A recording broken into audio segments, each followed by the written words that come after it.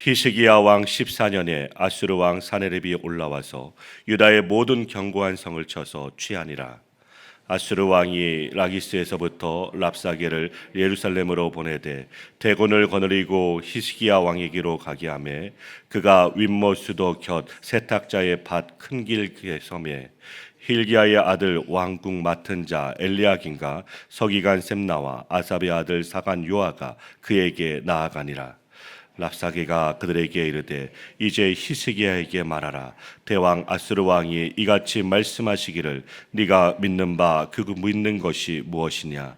내가 말하노니 네가 좋게 싸울 계략과 용맹이 있노라 함은 입술에 붙은 말뿐이니라. 네가 이제 누구를 믿고 나를 반역하느냐. 보라, 네가 애굽을 믿는도다. 그것은 상한 갈대 지팡이와 같은 것이라. 사람이 그것을 의지하면 손이 찔리니 애굽 왕 바로는 그를 믿는 모든 자에게 이와 같으니라. 혹시 내가 내게 이르기를 우리는 우리 하나님 여호와를 신뢰하노라 하리라마는 그는 그의 산당과 제단을 히스기야가 제하여 버리고 유다와 예루살렘에 명령하기를 너희는 이 제단 앞에서만 예배하라 하던 그 신이 아니냐 하셨느니라. 그러므로 이제 청하노니 내 주 아수르 왕과 내게 하라. 내가 내게 말 2,000피를 주어도 너는 그 탈자를 능히 내지 못하리라. 그런즉 내가 어찌 내 주의 종 가운데 극히 작은 총독 한 사람인들 물리칠 수 있으랴. 어찌 애굽을 믿고 병거와 기병을 얻으려 하느냐. 내가 이제 올라와서 이 땅을 멸하는 것이 여호와의 뜻이 없음이겠느냐. 여호와께서 내게 이르시기를 올라가 그 땅을 쳐서 멸하라 하셨느니라 하니라. 이에 엘리야긴과 셈나와 요아가 랍사게에게 이르되 우리가 아람 방언을 아오니 청하건대 그 방언으로 당신의 종들에게 말하고 성 위에 있는 백성이 듣는 데에서 우리에게 유다 방언으로 말하지 마소서 하니 랍사기가 이르되 내 주께서 이 일을 내 주와 내게만 말하라고 나를 보내신 것이냐. 너희와 함께 자기의 대변을 먹으며 자기의 소변을 마실 성 위에 앉은 사람들에게도 하라고 보내신 것이 아니냐 하더라. 이에 랍사기가 일어서서 유다 방언으로 크게 외쳐 이르되 너희는 대왕 아수르 왕의 말씀을 들으라. 왕의 말씀에 너희는 히스기야에게 미혹되지 말라.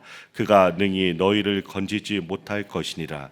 히스기야가 너희에게 여호와를 신뢰하게 하려는 것을 따르지 말라.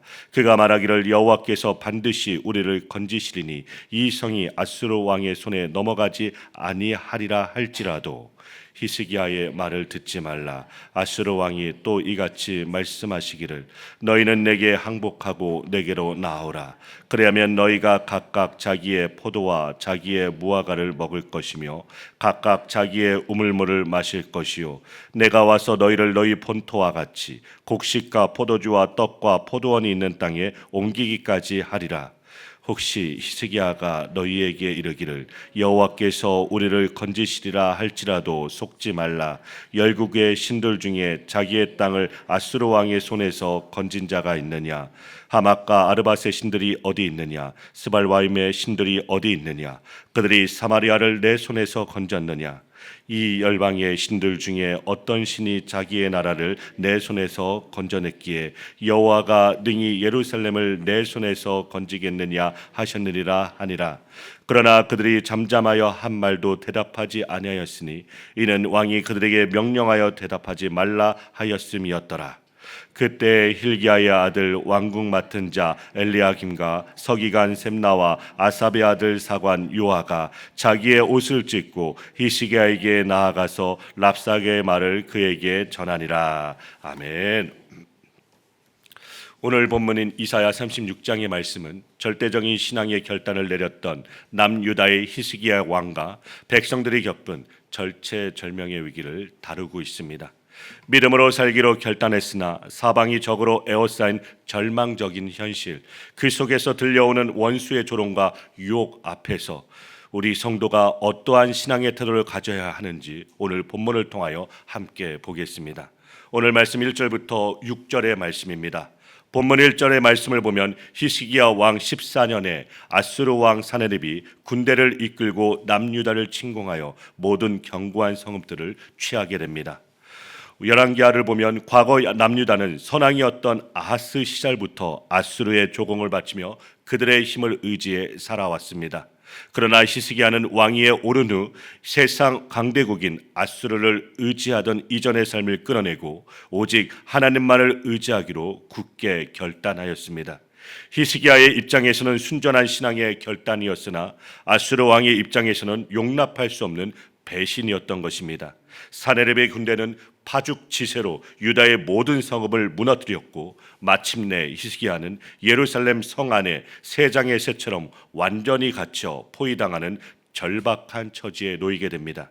히스기야는 위기를 묘면해 보고자 사네립에게 은 300달란트와 금 30달란트를 조공으로 바치며 협상을 시도하기도 하였습니다. 그러나 사네립은 물러서지 않고 대군과 함께 군대 장관인 랍사게를 예루살렘으로 보내며 무조건 항복을 압박하였습니다. 여기서 우리는 중요한 영적 현실을 발견하게 됩니다. 내가 오직 하나님만 바라보겠다라고 믿음의 결단을 내렸다고 해서 당장의 고난과 시련이 면제되는 것은 아니라는 것입니다. 도리어 신앙의 결단 뒤에는 핍박이나 환난이 뒤따를 수가 있습니다. 예루살렘 성벽 앞에 선 랍사게는 히스기야를 향해 네가 무엇을 믿고 아직도 항복하지 않고 버티느냐라고 조롱합니다.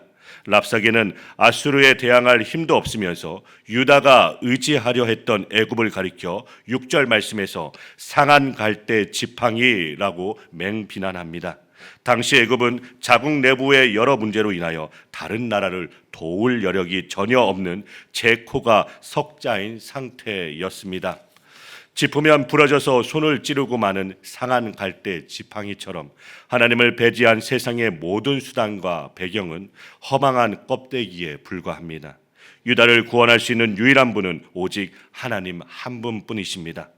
7절부터 12절까지의 말씀에서 랍사게는 유다의 무력함을 지적하는 것을 넘어 히스기야의 믿음과 신앙 개혁 자체를 심각하게 왜곡하며 조롱합니다.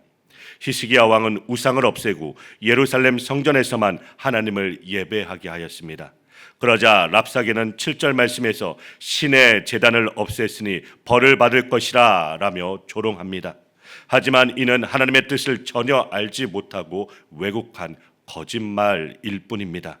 이스라엘 백성들은 오랫동안 참된 하나님을 온전히 예배하지 않고 여러 산당에서 우상을 혼합하여 섬겨왔습니다.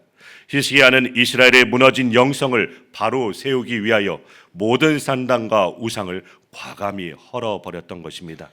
하나님의 백성이 세상에서 가장 우선시해야 할 본질은 바로 예배입니다.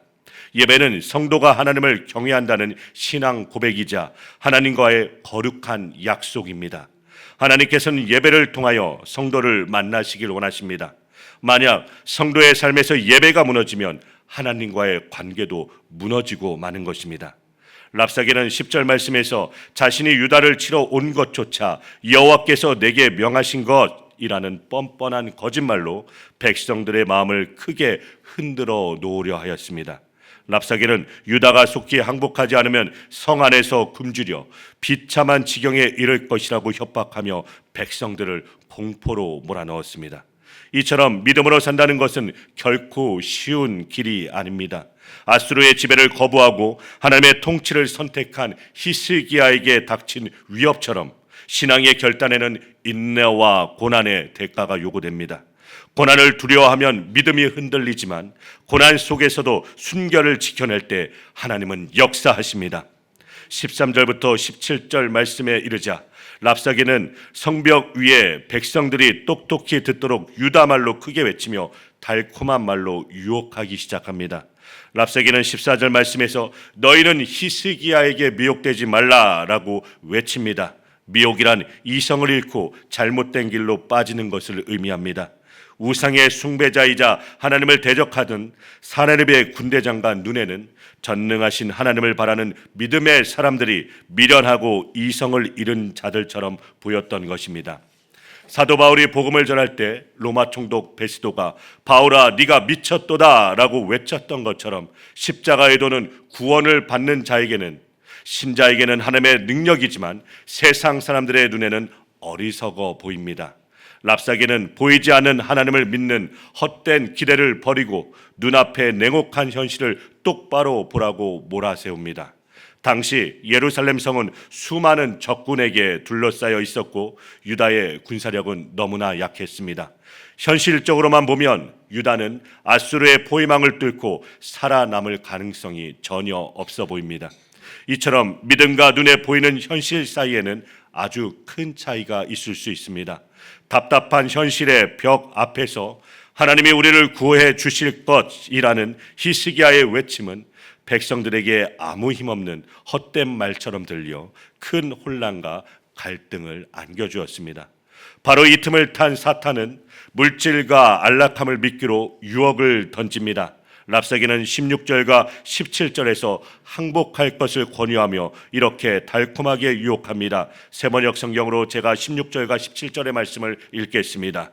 히스기야의 말을 듣지 말아라. 아시라의 임금께서는 이렇게 말씀하신다. 나와 평화 조약을 맺고 나에게로 나오라. 그래야면 너희는 각각 자기의 포도나무와 자기의 무화과 나무에서 난 열매를 따먹게 될 것이며 각기 자기가 판 샘에서 물을 마시게 될 것이다. 이제 곧 내가 가서 너희들을 너희의 땅과 같은 땅 곧 곡식과 새 포도주가 나는 땅 빵과 포도원이 있는 땅으로 너희를 데려갈 터이니.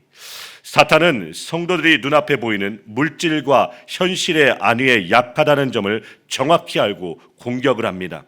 믿음을 적당히 타협하고 항복하면 당장 먹을 것과 안전을 보장해 주겠다는 유혹입니다. 그러나 아무리 목이 마르다고 해서 우리는 바닷물을 들이킬 수는 없는 법입니다. 사탄이 제시하는 세상의 안락함은 영원한 생명을 빼앗기 위한 덫에 불과한 것입니다. 복의 근원은 눈앞의 유혹이 아니라 오직 하나님 한 분뿐이십니다. 우리는 절망적인 현실의 장벽 너머에서 일하시는 하나님의 영적인 손길을 바라보아야 될 것입니다. 마지막으로 18절부터 22절의 말씀입니다. 랍사게는 열국의 신들 중 그 어떤 신도 아수르 왕의 손에서 자기 나라를 건져내지 못하였다고 큰 소리칩니다. 하맛과 아르밧의 신들, 스발와임의 신들, 그리고 북이스라엘 사마리아의 신들이 아수르의 칼날 앞에서 철저히 무너졌음을 알려주며 유다의 하나님 여호와 역시 그 우상들도 조금도 다를 바가 없다고 조롱합니다.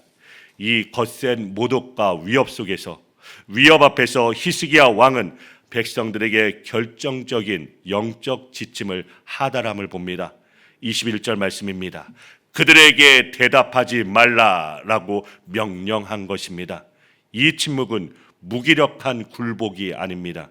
아수르의 군대를 바라보며 두려움에 떨지 말고 가만히 눈을 감고 오직 믿음으로 하나님만을 바라보라는 영적 결단인 것입니다. 믿음에는 고도의 영적 집중력이 필요합니다. 사탄이 온갖 달콤한 계획과 협박으로 우리의 시선을 분산시키려 할 때 우리는 그 소리에 일일이 대꾸하며 반응할 필요가 없는 것입니다.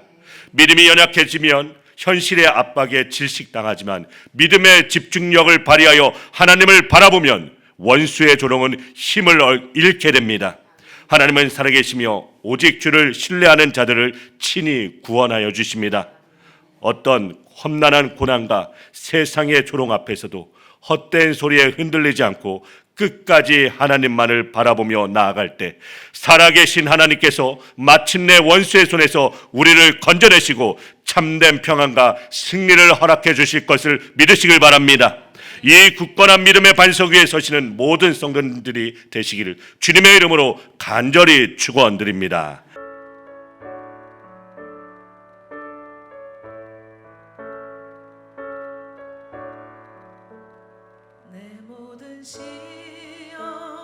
무거운 짐을 주 예수 앞에 아뢰이며 근심에 쌓인 날 돌아보사 내 근심 모두